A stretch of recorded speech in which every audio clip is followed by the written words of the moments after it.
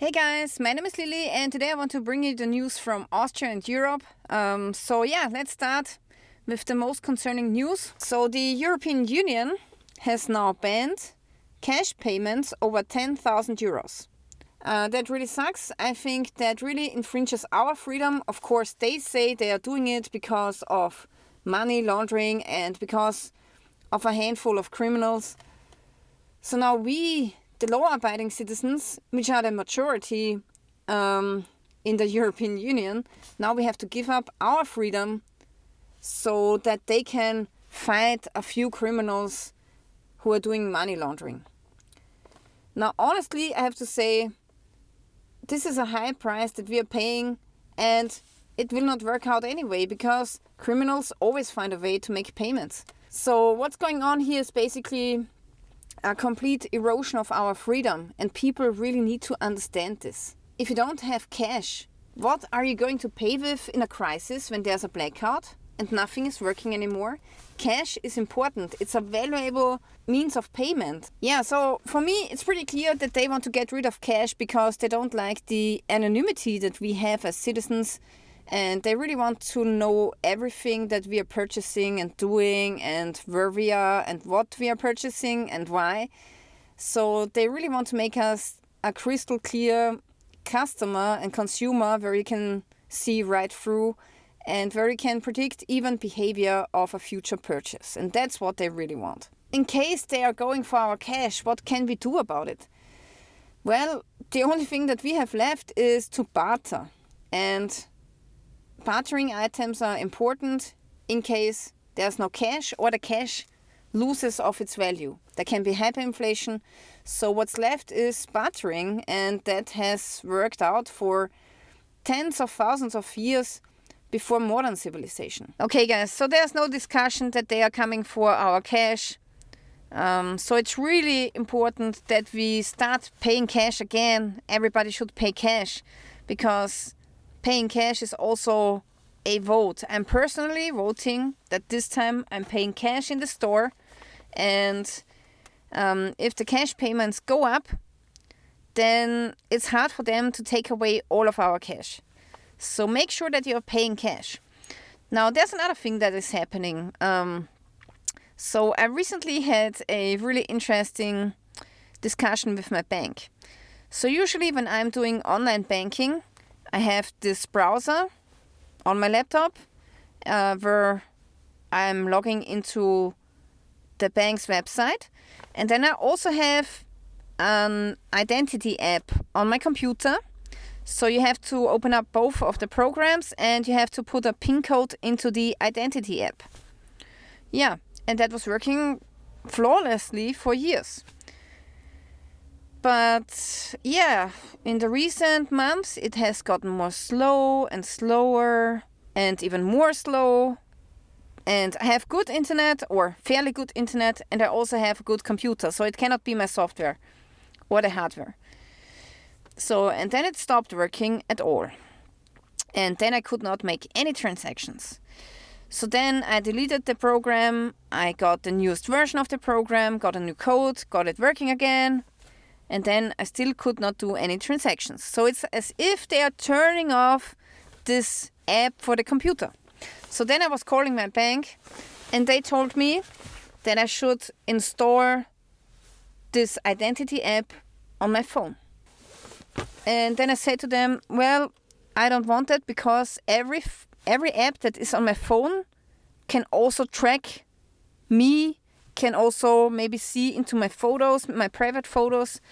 So I'm really concerned about my data protection. I don't want that. And they said, yeah, they cannot do anything about it. You have to install this app on your phone. So now I have this banking app on my phone, although I don't want to because I don't have another choice. So they are forcing me to have this app on the phone. And it's as if they don't want alternatives. So this was one of my personal experiences. And in Austria, they also have introduced now the Digital ID Austria, which is also working together with all other European digital IDs. And they want to have an ID for everybody on your phone. And at first glance, it seems, yeah, why not? Why should we not have this on our phone, right? We are modern society, so now let's put all of our passports and IDs on the phone. The problem is, first of all, the tracking. They will make you a completely transparent person, customer, and so on. But also then what follows is the CBDCs, the central bank digital currencies, and they really want to push this through. So they want you to have a digital currency. Now, the difference between a digital currency and the currency that you have on your bank is that it's programmable, and they can turn it off anytime they want. They can press the switch and you cannot access your money anymore. They can even let your money expire. So then the money has an expiry date. They can, if you say something on Facebook, or if you demonstrate and protest against any measures that they have planned for us, then they just turn off your bank account. They cannot do that with cash. And that's why they want us not to have cash anymore. So bit by bit, they are coming for our cash. And first they only start with 10,000 euro threshold, and nobody will protest against it. And then they will say, oh, now it's the 5,000 euro threshold, and then 1,000 euros, and then 400 euros or something. And they will do this until, with the next generation, cash is gone. And in some countries, like Sweden, cash is almost gone. And this is a complete erosion of our freedom, and it's really concerning. So yeah, that's what's going on with cash payments in Europe. And everybody that warned about this, that they will take away our cash, they were called conspiracy theorists. But now, yeah, it really happened, and they have banned payments over 10,000 euros in cash. Yeah, the next news that I want to bring to you is this article here. So in January, it got really cold in Europe, and it happened in Switzerland that the heat pumps were needing so much electricity, and because so many people in the same village had a heat pump, it caused a power outage. At the beginning of the war in Russia, we did not have enough of natural gas, and then a lot of people freaked out and they installed a heat pump. And now they are telling us that actually the heat pump is needing so much electricity that our conductors are not thick enough.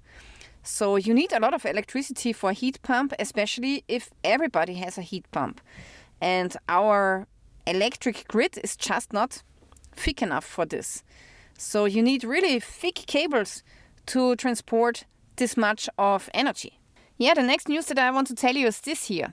Here it's saying that the CO2 emissions in Austria are going down, and that has been happening for a couple of years now. And they say it has been going down because of the high energy prices, because of the inflation, but also because the warm weather in 2022. So we had a really warm winter back then, last year. And it was, we did not spend so much energy for heating our houses. I've completely changed my view about climate change in the recent months because I've seen a couple of geologists. So I cannot talk about this topic here on YouTube, but if you go on Twitter and search for a few things, then you will find information which I find really interesting. And it's always important to stay critical at what they are telling us. And that's especially right if politicians want to make money with a certain agenda. And the money comes in form of taxes. Yeah, so the government is pushing a lot of taxes on us and raising those taxes every year. So here you can see an article about taxes. It's saying that taxes remain high, and Austria is apparently having a tax quote of 43.2% of our income. And then you go to the store with the rest of your money and you have to buy food and water.